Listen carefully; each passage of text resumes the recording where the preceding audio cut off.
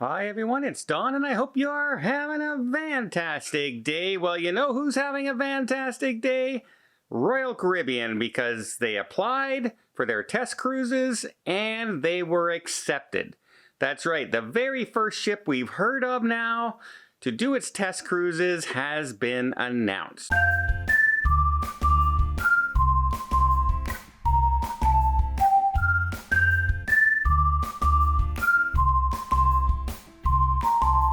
So what's the cruise ship, you're wondering? Which ship is the lucky ship? Which, is it mine? Is it mine? It's the Freedom of the Seas. The Freedom of the Seas has gotten permission to do a test cruise on the 20th to the 22nd of June.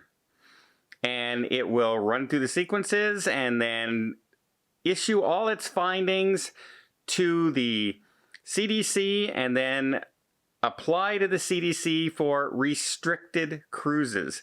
Now, here's the thing. They have a lot of things to do, right? If they have to go through the protocols. They have to test the private island.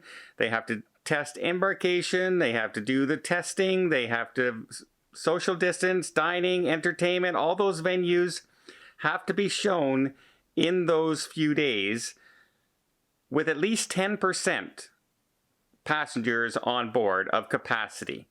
So that's one of the things. The CDC also said to them that before you can get your approval and everything done, we also need some more information. One of those things they asked for is they said, you have to tell us what your capacity is for your first 2 restricted sailings that you're planning to do.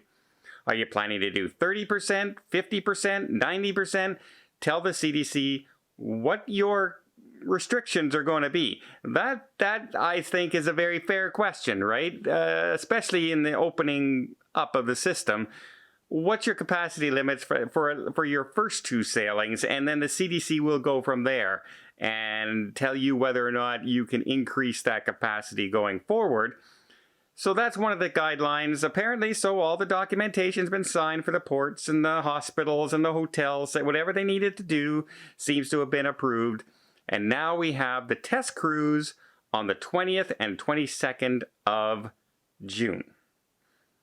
That is very, very close. That's a very, very narrow window here for a couple reasons. Their first sailing on the books right now for the Freedom of the Seas is July 3rd, which is only 10 days after the 22nd. So they only have 10 days to get all their findings from their cruise turned into the CDC to go over those, make any recommendations, possible changes, possibly have to do a second test cruise, and then issue the written documentation approving for the restricted cruise. 10 days. We are now around the 25th, 26th, 27th, depending on when this video goes out. And they're sailing this test cruises on the 20th. That's almost, 25, 26 days from now to get that test cruise organized. Can they get the rest of it organized in only 10 days? If I was on that first sailing on the 3rd of July, I'd be a little hesitant.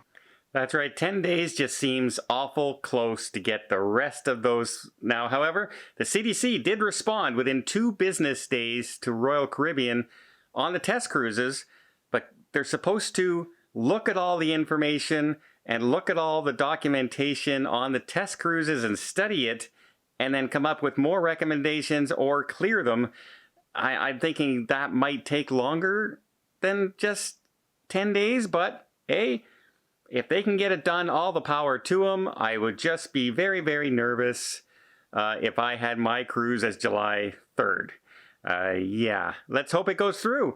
Good news is there is a test cruise. It is on the books. So far, that's the only one we know about.